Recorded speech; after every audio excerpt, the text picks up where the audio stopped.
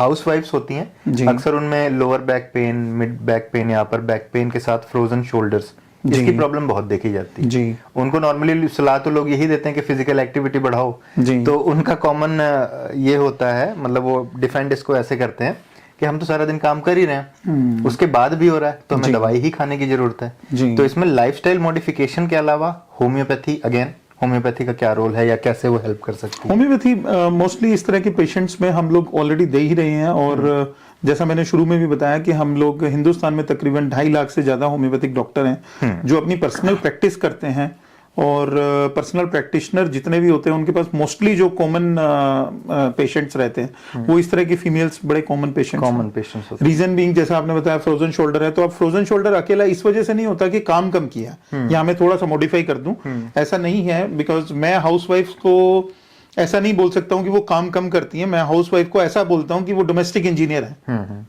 उसको हम सही शब्दों में अगर डिफाइन करें तो वो डोमेस्टिक इंजीनियरिंग ही है। बिकॉज बच्चों को पालना, घर में देख रेख करना, बुजुर्गों को देखना, फिर किचन को मेंटेन करना, स्टोर्स को मेंटेन करना, अपने ड्राइंग रूम को मेंटेन करना, ये भी एक तरह का जॉब है। बट बिकॉज इंडिया जो है वो मैन डोमिनेटेड सोसाइटी रही है शुरू से, तो शायद मैं ऐसा समझता हूँ कि उन लेडीज को उतनी तवज्जो नहीं मिली है जितनी मिलनी चाहिए थी। हालांकि अब सिनेरियो बहुत चेंज हुआ है, पिछले 15-20 सालों में इंडिया के अंदर बहुत चेंजेस आए हैं, हर फील्ड में आज लेडीज आगे निकल रही हैं। और होम्योपैथी में भी मैं ऐड कर दूं कि सबसे ज्यादा जो प्रैक्टिशनर है होम्योपैथी की वो मेल से भी ज्यादा फीमेल्स हैं। तो ये भी हमारे लिए एक प्राउड का सब्जेक्ट है कि आज हमारी माताएं और बहनें भी इस फील्ड को जो है वो देख रही हैं और चूज कर रही हैं। और एक मेरे को अच्छा सा एक एग्जाम्पल भी याद आता है, एक बहुत अच्छी फैमिली है नागपुर में, महाराष्ट्र में, जहां एक ही फैमिली में मतलब mother, father, son, daughter in law, आगे उनकी डॉटर, वो 5 लोग एक ही फैमिली में होम्योपैथिक डॉक्टर हैं। तो ये अपने आप में ही एक एग्जाम्पल है।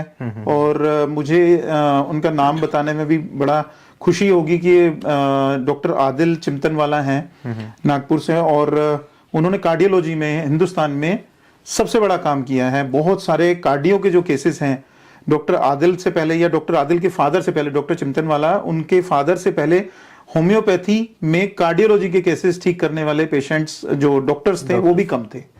और धीरे धीरे जैसे जैसे वो कहते हैं ना कि रिसर्च होती जा रही है, तो उन्होंने नागपुर में एकेडमी एस्टेब्लिश की, उनका भी बहुत बड़ा नाम है आज कार्डियोलॉजी में।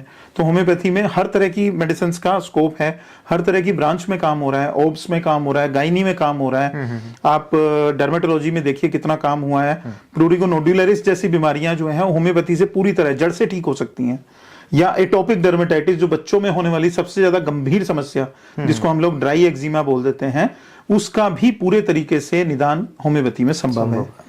ऐसे ही बालों का आपने कभी देखा हो तो जैसे हेयर फॉल है, हेयर फॉल में मोस्टली जो होम्योपैथिक मेडिसिन हैं, बहुत सारे लोग प्रेफर करते हैं कि हम इस तरह की मेडिसिन लें जिससे हमारा हेयर फॉल भी रुक जाए और नए हेयर्स की हमारी ग्रोथ भी हो।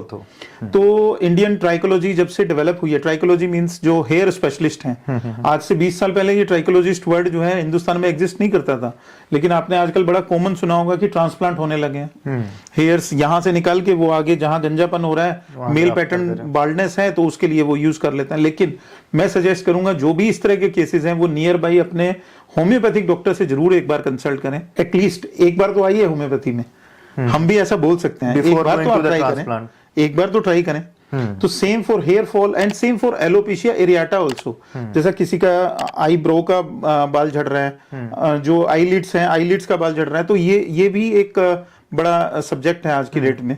और इस तरह की प्रॉब्लम्स में भी होम्योपैथी पूरी तरीके से कारगर है।